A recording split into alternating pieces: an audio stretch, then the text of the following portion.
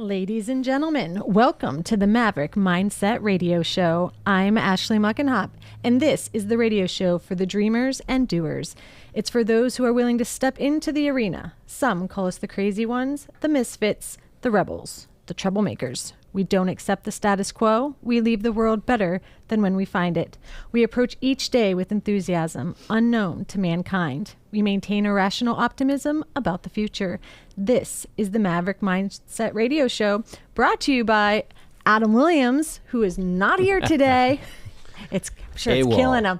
Absence without leave. Yeah, he's listening to it, but it is show 13, so we are already 13 episodes in. We're gonna do things a little bit different today because we don't have Adam, but we do have two other great hosts. We have Brian Slawin. Am I saying that right? Almost. Okay. Slawin. Okay. And Jordan Fuller. Did I say that right? Okay. Yep.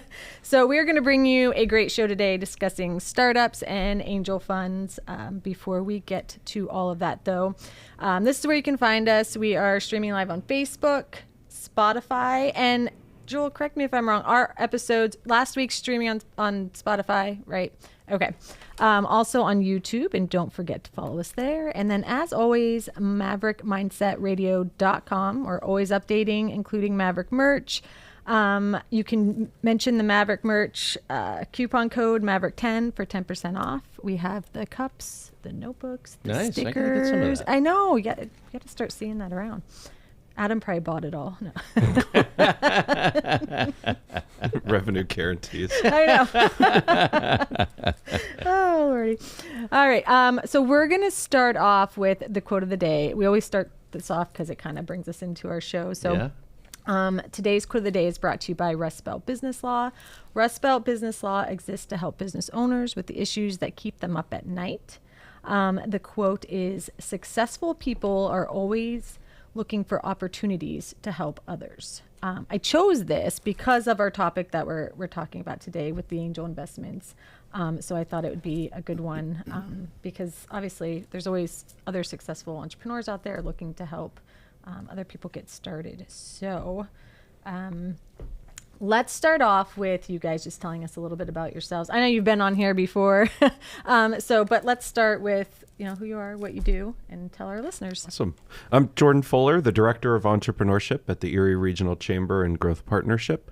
For the past 7 years, we've been running a business accelerator program, which has made investments into 41 startups that have gone on to raise an additional $500 million of follow-on funding and grown their revenues to over $60 million across the portfolio.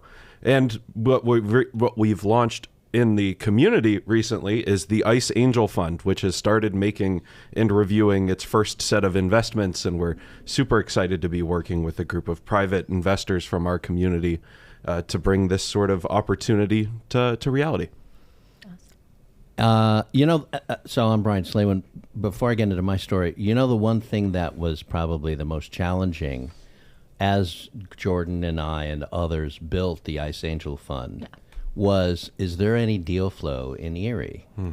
And yes, there's a tremendous amount of deal flow. We'll talk about that more as we go. Yeah, because I know nothing. So when you say deal flow, I'm like, what's that? Yes. Right. Tell me what that is. Yeah, basically, are there investable opportunities that would be interested in an angel fund geographically based in Erie, but investing quite literally nationwide? Okay. So we'll talk about all the details about what an angel fund is. But as I said, my name is Brian Slawin. I'm a portfolio manager and a director at Ben Franklin Technology Partners. The partnership has been part of the economic development and investment scene for more than 40 years. Ben Franklin was the first venture development organization in the country back in the 80s when Governor Thornburg and a bunch of other smart people stood it up. And so over those years, we've had a $27 billion impact on the economy of the Commonwealth. We've invested in literally tens of thousands of companies, created millions of jobs. And my core role is to work with partners like Jordan at the Fire Accelerator Program and others in the community to, support companies as they're just getting going, all the way to companies that are already going and want to go faster and go bigger. Okay. So it really spans the gamut from idea on a napkin to, almost ready for venture investment. Nice. Well, I thank Yeah. you both for being here today. Absolutely. Yeah, pleasure. Adam is traveling, but he is listening in, so I'm sure he'll Uh-oh. send us some comments. They call those network notes. Network notes is when the suits come in and go, you should probably do it this way. Luckily, we won't have that. All right. Well, there's three main things that I want you guys to discuss. The first is the various ways that startups can raise capital. So let's get into that. Talk a little bit about that. And Yeah.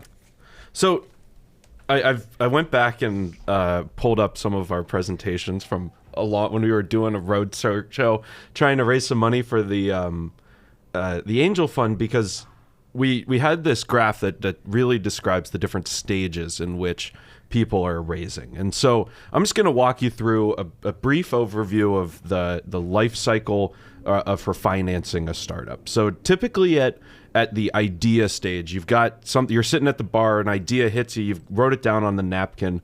You're then moving into like a proof of concept. You're saying, okay, is this really something that has a market value? And at that point, to raise some capital, there's three groups of people you're going to call.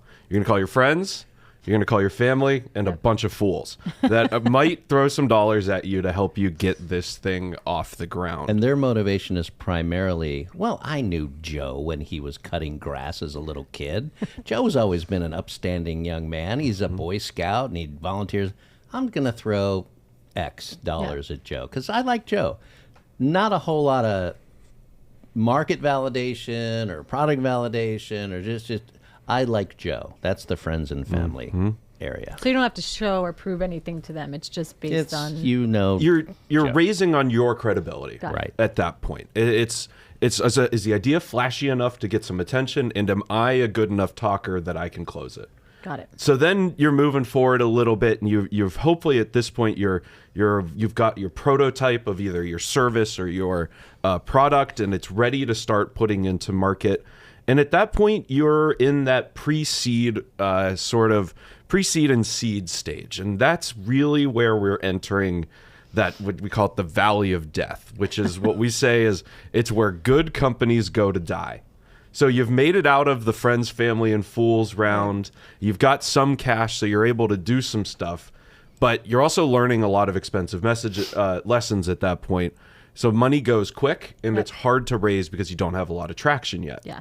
And so that's where groups like Ben Franklin can come in and other sort of development funds. So Brian, talk a little bit about Ben Franklin and how you fit into that pre-seed and seed stage. So you're exactly right. That's where we start. We can continue up the continuum of capital, but we start there. And we work with people who just come to us with an idea. We've got a lot of different programs like the Big Idea Contest, which just completed last week, actually, awarded two different companies $25,000 to go take their core idea and then accelerate it. There's programs like the Ben Franklin Tech Accelerator, which really I got an idea and I just want to kick some tires around it. So we spend 10 weeks with these brand new entrepreneurs. Maybe they've got maybe they're a little advanced, but you can literally come with an idea on a napkin. So that's it. Like they don't have to bring you anything. They're just saying, hey, I have this idea to start this up, but I have no idea what to do. Right. Yeah. And that's where Erie Insurance wasn't the first company to do insurance, but the two founders, right, said we can do it a better way. So they just had an idea in the beginning. Of course, 100 years later, now it's a Fortune 500 company. Right. So many entrepreneurs literally just start off with, I've got a better mousetrap. And so we support that early stage, probably 85% of what we do is that super early stage, just an idea, and we're going to help walk you through the various elements that are required to build a business. And while we're talking about money, it's really important that money's not the most critical thing at this stage. And in fact, it might be the least important because where we're really trying to help you here is lay the foundation, get the education, the content, and the expertise that you need surrounding you so that you can take this to the next level when the money is bigger and it matters. So here we're introducing companies to programs and organizations like the Beehive, like Thrive, like the cohort at Achievers Entrepreneurial Hub, or our friends up at Radius. And what we're doing there is we're trying to build the bus around them, so that then they can start, as they're starting to speed up and take off, they can start filling that themselves. And then that's where we enter into your early stage. And this is where angels will start to come in and play. And organizations and programs like mine, the Fire Accelerator Program. There's accelerator programs, thousands of them across the country. And where they really are, their sweet spot is in that seed to Series A stage. And we're going to talk, that's a little bit of a teaser for what's next, but that we've got some market validation, we're ready to go a lot faster. And that's where we're at now. And so an angel likes to see some traction. They like to see early customers, some other investors that have come in already at this point beyond the friends, family, and fools, because anyone can get a check from a friend, a family, or a fool. But when it matters then is that next check, because that says, okay, there's some validation there. Someone else believes in this beyond my mom and me. Right. And that's what's really important. Well, let's get what is an angel investor? What do they do? How do you find them? Where do they come in? Like, let's go over that whole thing. So an angel investor is a defined term through the SEC. Well, it's accredited investor. And so an accredited investor is someone that's making at least $250,000 a year, or has $1 million in assets outside of their primary residence. So if you're checking any one of those boxes, you can be an angel investor.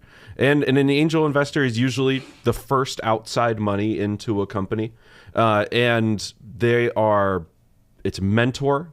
They're getting involved in the business, understanding what's going on and providing their expertise. And they're also patient. They know that this is going to take 5 to 7 years for a payout.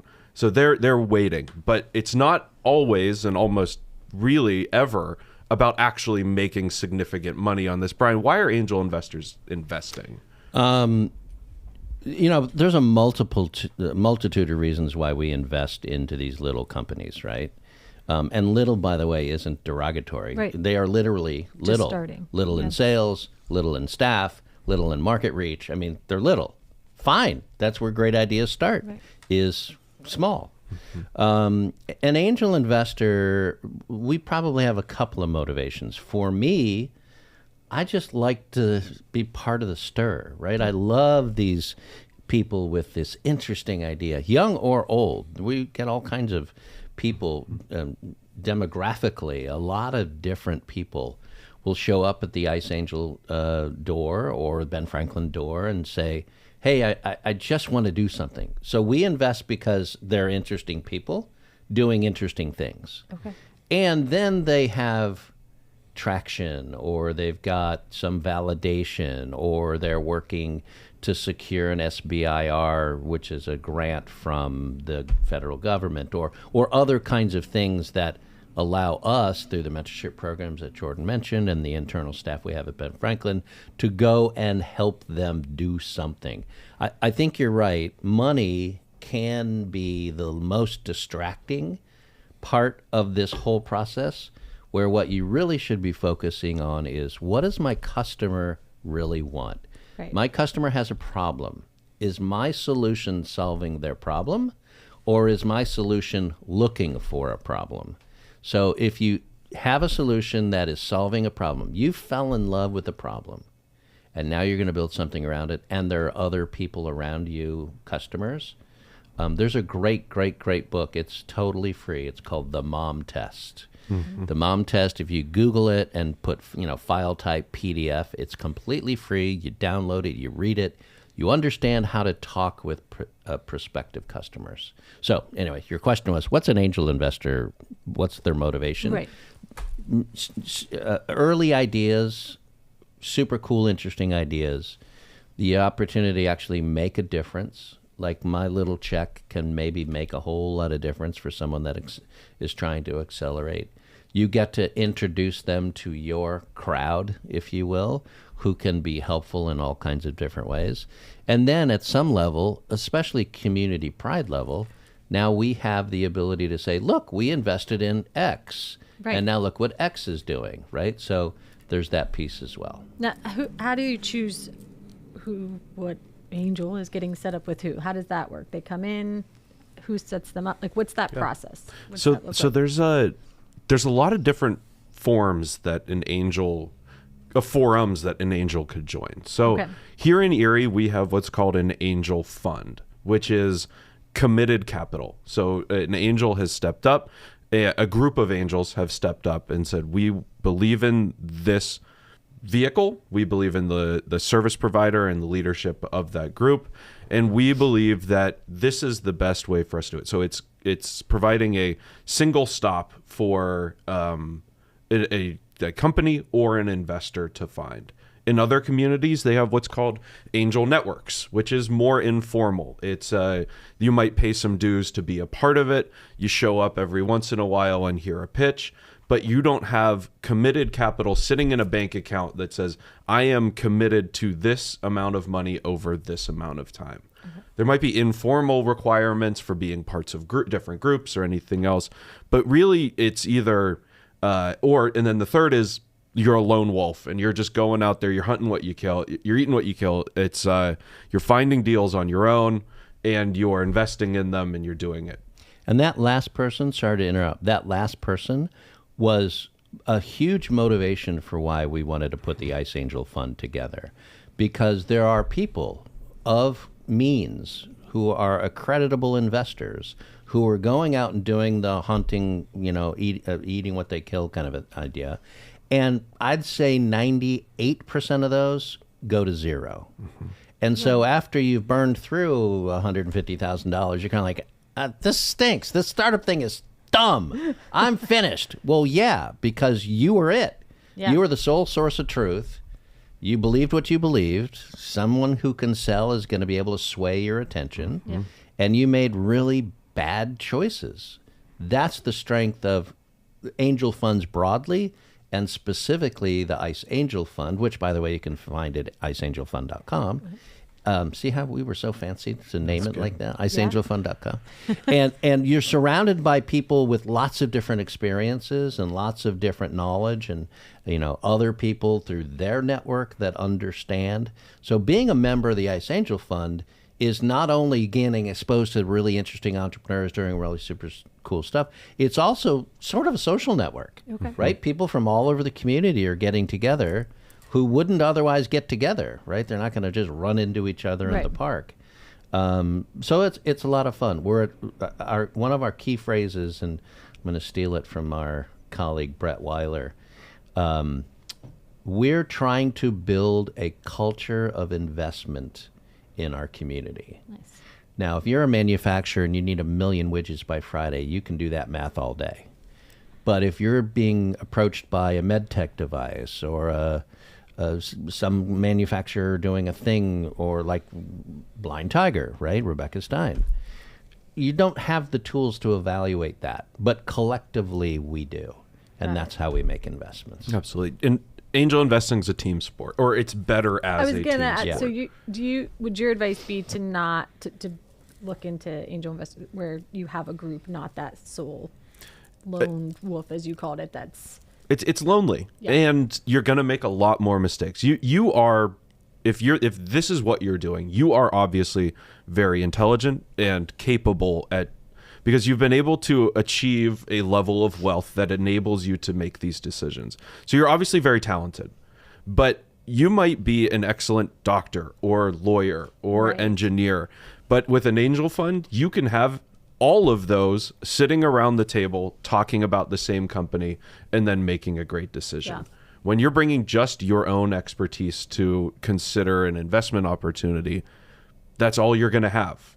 And the goal of investing with a group is to expand that network and be able to do that. And not to sort of explode Adam's head any larger than it already is, but when we get together and discuss deals, these companies, Yes. he says some really interesting things. Yeah. Like he asks really, really good questions. Yes. And other people do. And that's, for me, that's mostly the reason why I got involved in the Ice Angel Fund to begin with, was because I get free consulting from Adam about how to look at a deal. Yeah. That's so valuable for what Jordan and I do on our everyday basis. And it's also interesting just to be around to listen to the conversations. Yeah. And that's what it's all about. It's, you can tap into and gain expertise. It's been great for what we do in our daily lives. It's been great, and just the conversation with the other members. Everyone's really enjoying meeting new people that there was no reason for them to Right. meet each They're other. not going to before. bump into each other. It just doesn't happen. Yeah. Perfect. All right. So, recap: people that want to start up. So we're in the napkin phase, Yep. and they come to find help. Yeah, and they can reach us through a number of ways. They can call Jordan. They can call me at Ben Franklin or at the Chamber. They can go on our website, iceangelfund.com, and literally put an application in. We're just talking earlier about a company that put an application in yesterday. Okay. So we're getting deals. I'd probably come up with a better term. We're getting opportunities to look at super great companies, literally from all over the country. Okay. And then evaluate, is this company likely to succeed enough for it to be interesting for our members, our collective members, to make some level of investment? Okay. And so if you're an entrepreneur and you've gotten yourself to a place where outside capital is of importance, absolutely go to the iceangelfund.com website, reach out to Jordan at the Chamber or me at Ben Franklin, or dozens of other people like the Beehive Network you've mentioned a couple of times, ETI, the Erie Technology Incubator at Gannon, AEH, the Achievers Entrepreneur Hub, Reverend Quinn. I mean, we have so many touch points in so many ways. Yeah. And we operate on this concept called No Wrong Door, which we can talk about later. But essentially, it means no matter whose door you knock on, they are responsible for getting you to the right person to help you. Okay. And Erie is really good at that. I mean, I really, really good at that.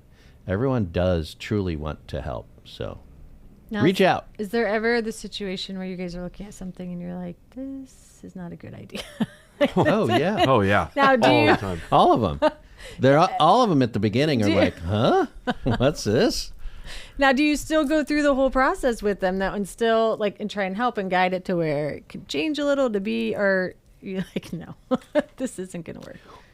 Yes. So angel investors have slightly different motivations than pure VC or PE, venture capital or private equity investors. They are typically all about cash. If we can't see a quick pathway to cash, we're not interested. Okay. Angel funds, on the other hand, have different motivations. We want everyone to succeed. Now, succeed might look like we're not going to give you money because you need to go and work with this entity for 6 months and get your thing straight and then come back. We do that pretty frequently, actually. Just did it yesterday. So it's advisement too on the steps that they need to take before they can Yes. get to that point. Absolutely. Right. Is that when they're in the valley of death? Yes. Yes. That's when they're in the valley. Yeah, when they come to us and we say we just don't know how to engage with you, Yeah. that's a valley of death company because they're a little too early for the fund. They're Okay. a little too late potentially for some other programs, but we need something right here where they're at, and that's where the entrepreneurial ecosystem comes in, and that's where Brian and I set to work of getting them networked into the resources they need to hopefully get them over that hump so that the next time they come back to us, we can say, all right, now we know how to engage with you. Right. We can put you through a diligence process and you're not going to fail in the first step. That's what it's all about is getting a little more hands-on so that they can continue to push along. What do they need to get to that? I guess that's what is it that they need in order to get to? Do they have to be up and running? Do they need to have everything, that legal side of things done for their business before that? What is it that they need before they can come to the angel fund and say, I need now There are a help? lot of things that companies need, kick me under the table here, Jordan.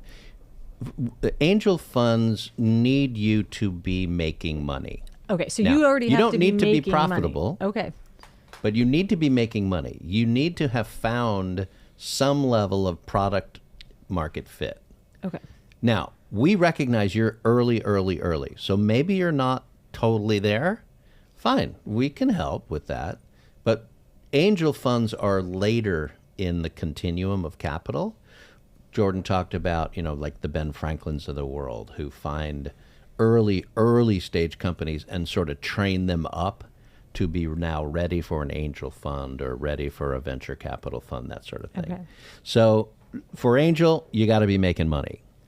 For the other resources, not necessarily. Could literally be an idea on a napkin. And the thing that I think we do really well at the iceangelfund.com is that is that we will tell you our thoughts. Like we're not going to sugarcoat because we want to help you succeed. Now, you could disagree with us, right? We're just 8, 10 people sitting around. No, it's 20. It's 22 or whatever our number is right now. But it's just our thoughts, just our opinion. Doesn't mean we're right. Right. Just means that's our opinion. Right. Take that as a piece of information with all the other things you're gathering. And frankly, that's the number one job of a CEO, filtering the signal from the noise. So we could be signal, we could be noise, but we're going to tell you. We're not going to leave you hanging like, well, I don't know why they didn't invest, but they didn't. We'll actually tell you. Yeah, so we just spent 45 minutes on a call yesterday with a founder that we unfortunately had to say not yet to. But we took that time and we walked through every reason why we made that decision and the steps he had to take so that our no could or not yet could become a yes. Okay. And so that's something that we do with almost every company that comes Anyone through. that's interested. If they're we have interested feedback. and they ask for it, Yeah. we'll absolutely do that. Yeah. So you ask, what do they need? And there's a checklist. So for if you want to apply for our fund, this is the kinds of things that you'll need to have in place. You'll need to have a pitch deck. What is a pitch deck? A pitch deck is a PowerPoint presentation that adequately sums up not only your company but the investment opportunity that you're presenting. So it's walks you through who you are, who the team is, how you make money, and how the investors are going to get paid back eventually. Okay. I'm going to interrupt real quick. Yep. Just let our listeners, we are, you're listening to Maverick Mindset Radio. What is Adam's blowing your minds at 9? She's sitting there. You got it wrong. You don't do it right. But we are talking about angel investing. We're going through the checklist now of what it is and that you need to have. Pitch deck is your first thing. Pitch deck is first. Okay. The next is at the angel stage, you should be at this point creating formal financial reports and formal financial documents. So we will need your most recent income statement and your most recent current balance sheet. You got to show that they're making money. that you're real, where the money's coming from and where it's going. And you should also be able to, with at least to your degree of confidence, do a pro forma for 3 years looking forward. So the startup, they should come to the table with that.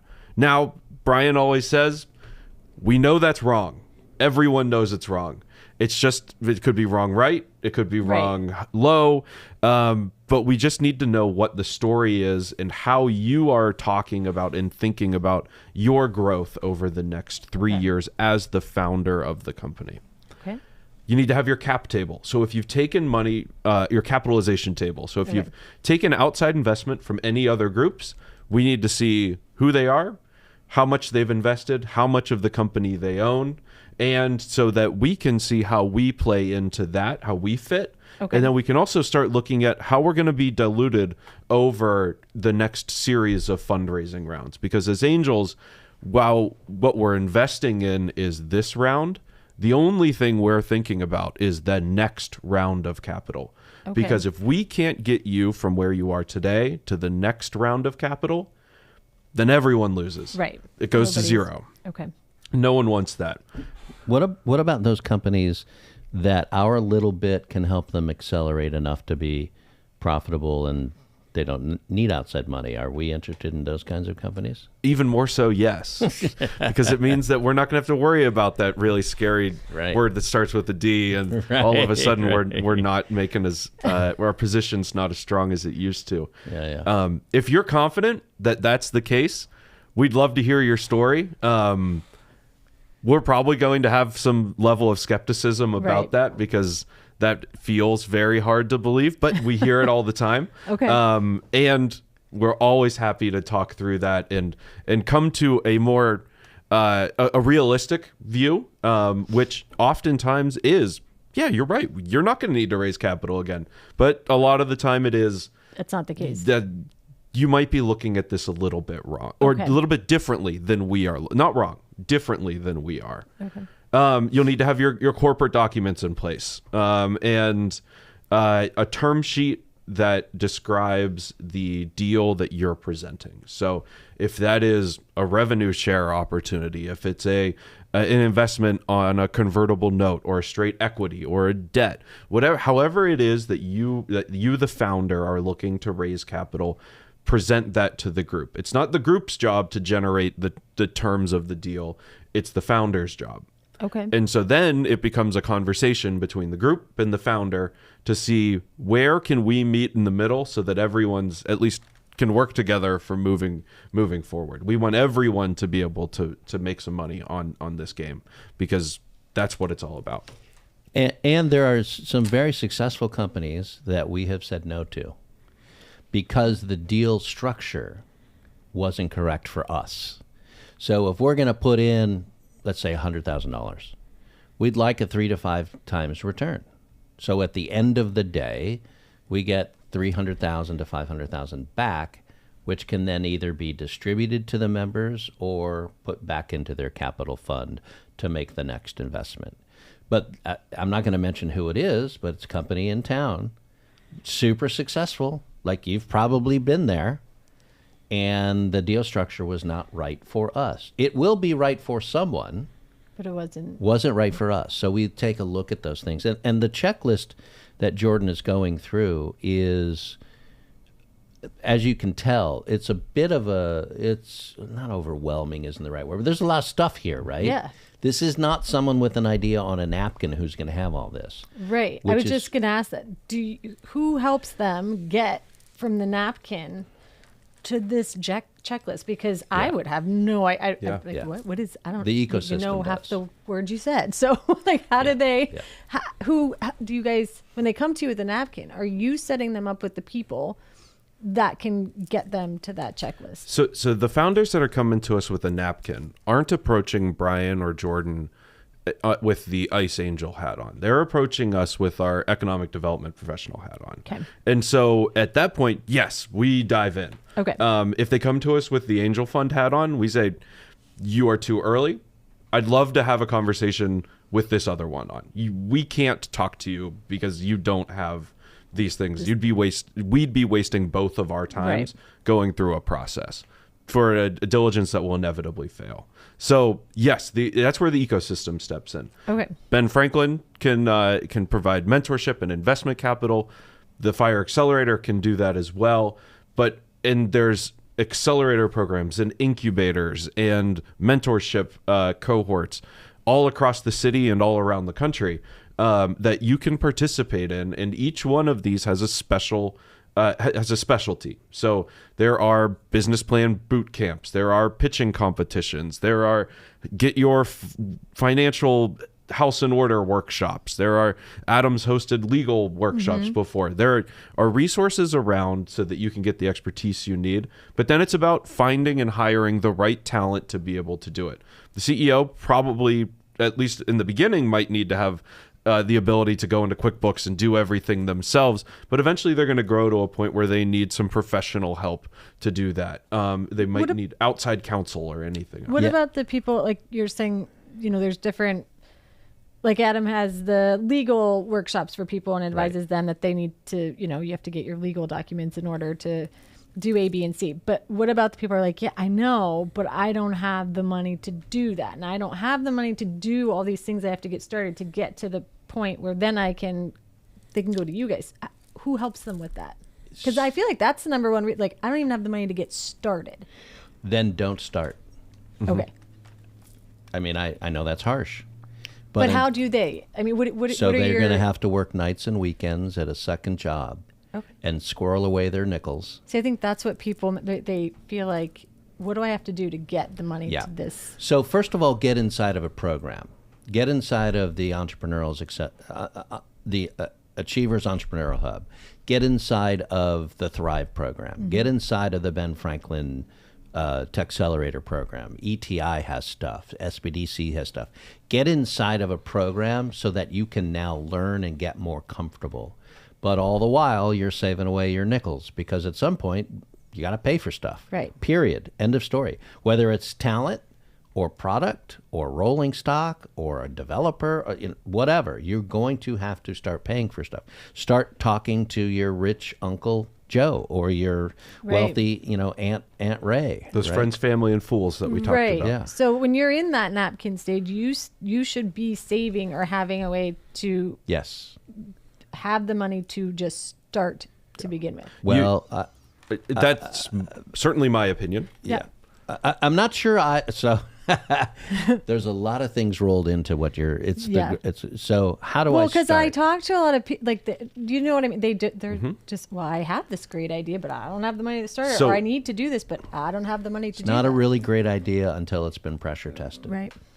Like it might sound like a great idea, but you've got to pressure test it. So I'm going to roll all the way back. Once you're past the napkin stage and you're now committed to doing this thing, the very first thing you should do is talk to someone like Adam or your attorneys at Rust Belt that helps get them structured. Right? Maybe it should be an LLC. Maybe it should be a C Corp. I can't imagine starting a startup as an S Corp, but maybe there's a reason to do it. Right.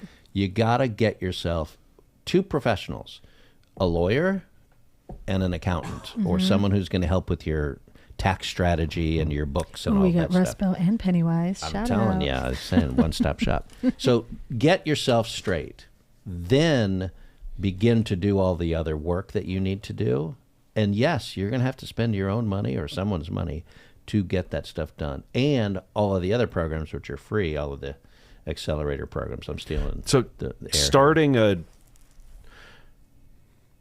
anyone should have the option to start a business, but success is not a right. So you have to earn that. And some of the most successful entrepreneurs that we've talked to that are thinking, they're coming up on that, okay, I have a full-time job, but I don't want to do this anymore. I want to do my business. Yeah.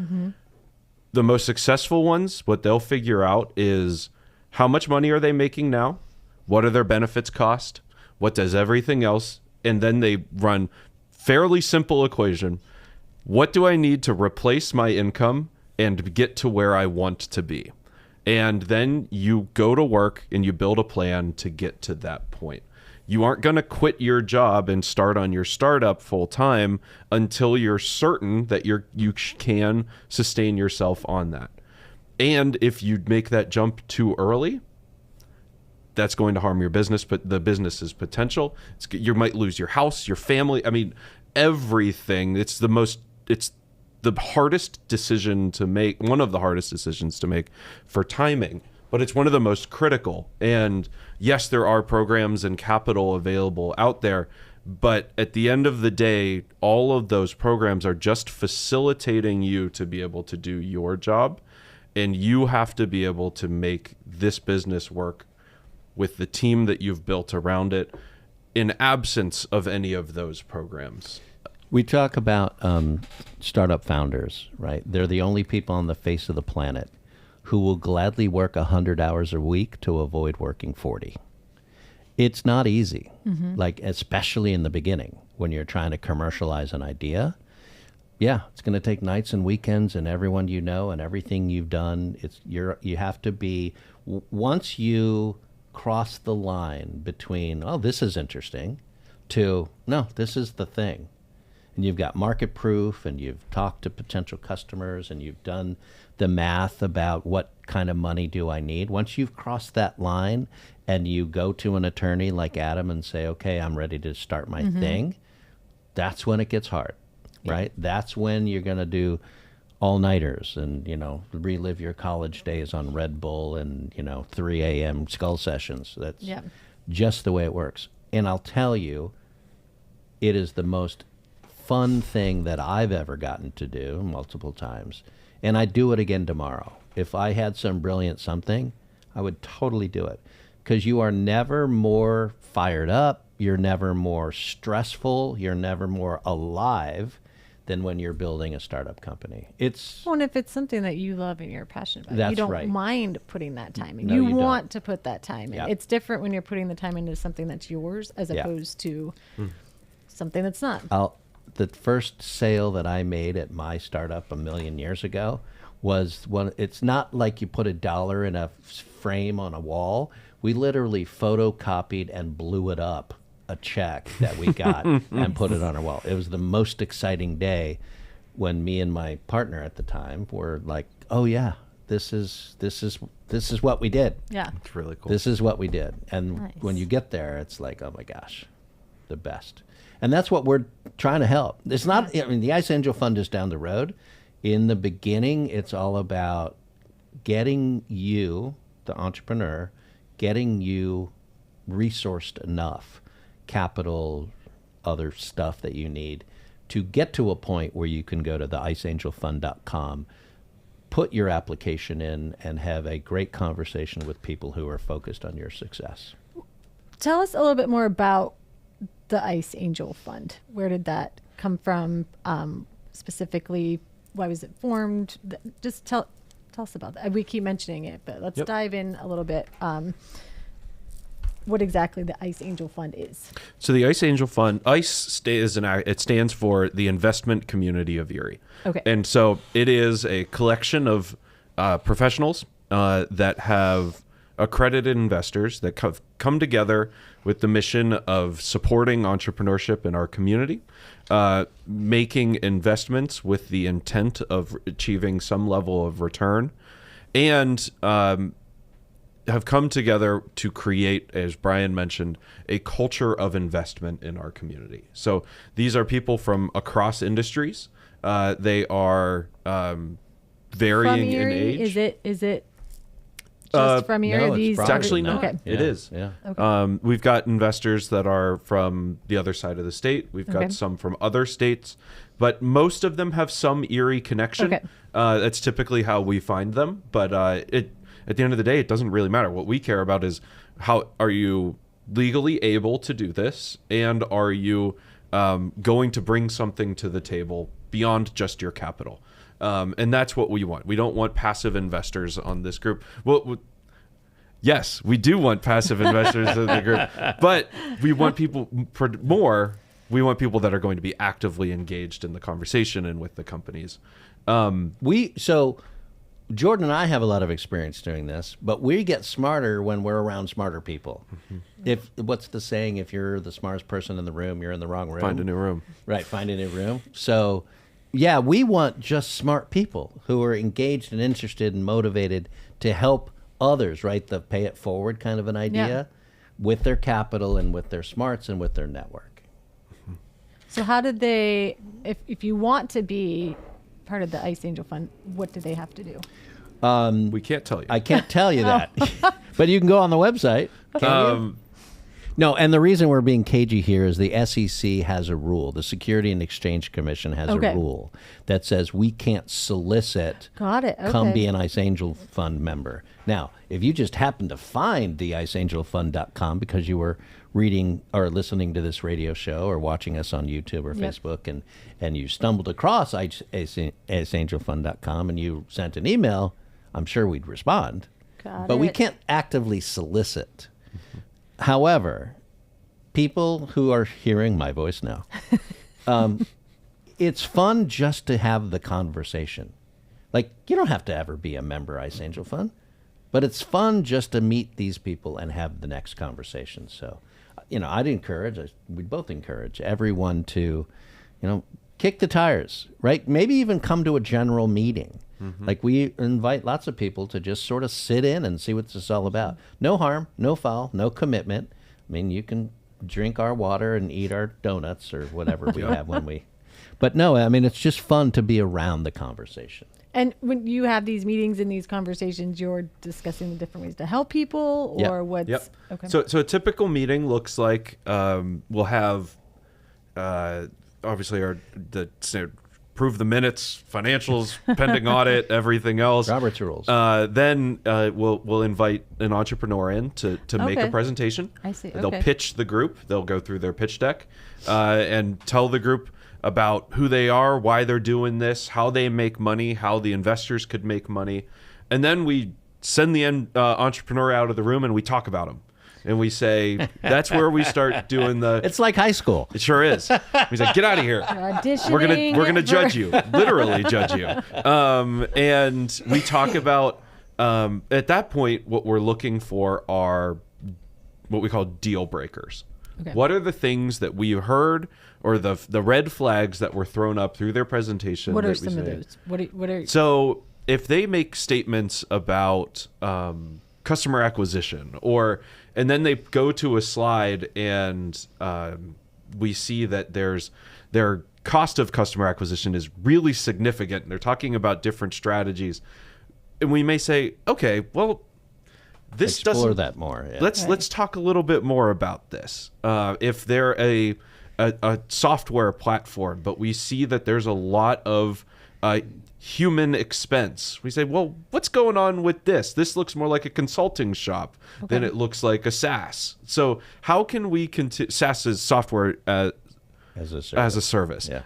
And so what we're looking for there are the things that we can dive into on due diligence so that we can be more targeted in the approach. So we don't want to just look at everything for the sake of looking at everything. Yeah. We want to find the things that really matter so that we can get to the decision that we want to make as quickly as we can. And one of the things this company had talked about that we did not invest in recently, one of the things that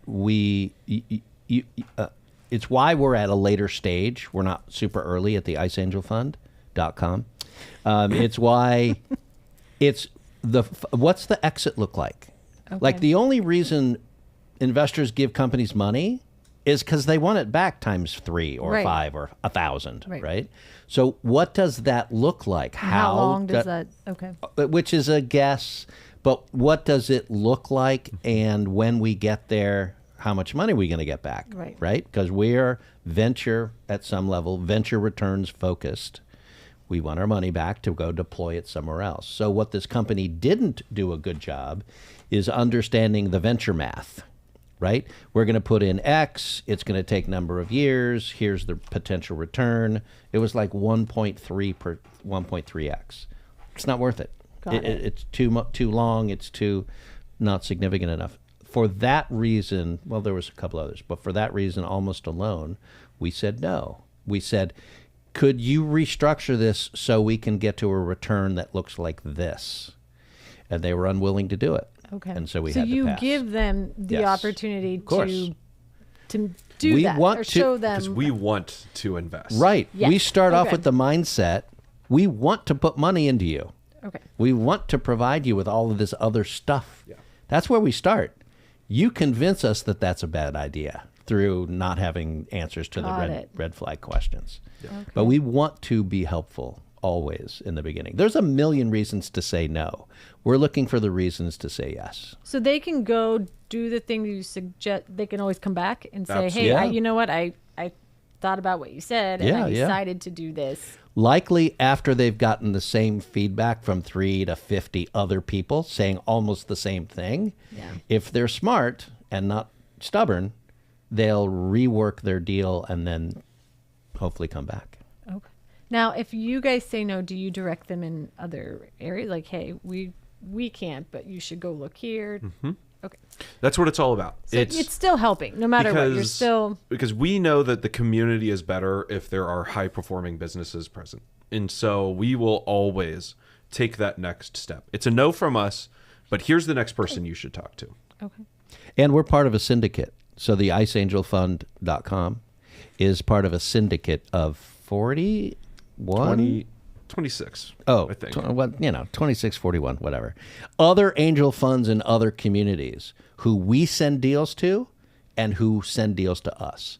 So we're getting a pretty broad look at entrepreneurial opportunities across a pretty broad footprint all throughout the Appalachian region.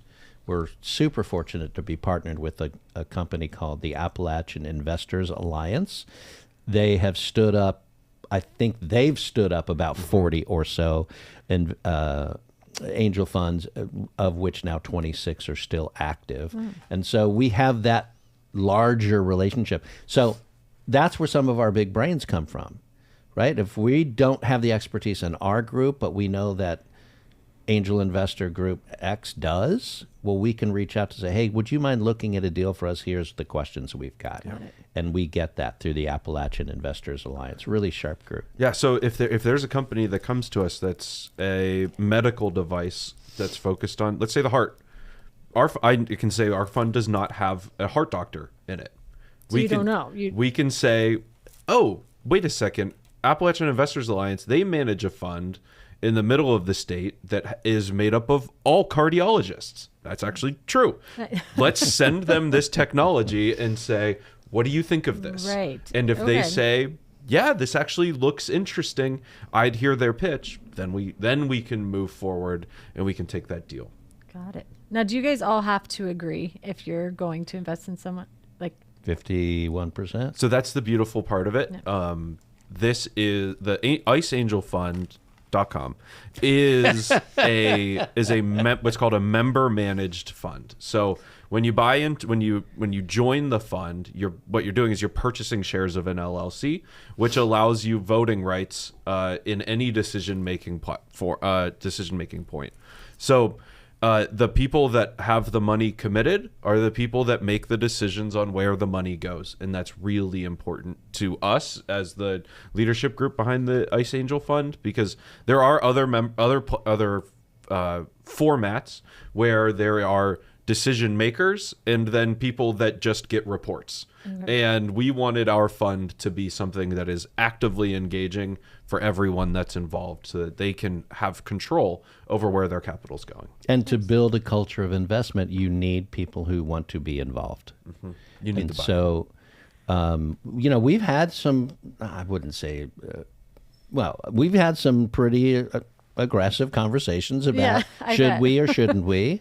And at the end of the day, so far, every vote has been unanimous, but it doesn't always start that way, right? Sometimes you got to hear the juror who's standing out alone and like, well, how come you're a yes? Angry Men moments. But it's good because we're learning. Yeah. Like, why is this person saying this? Yeah.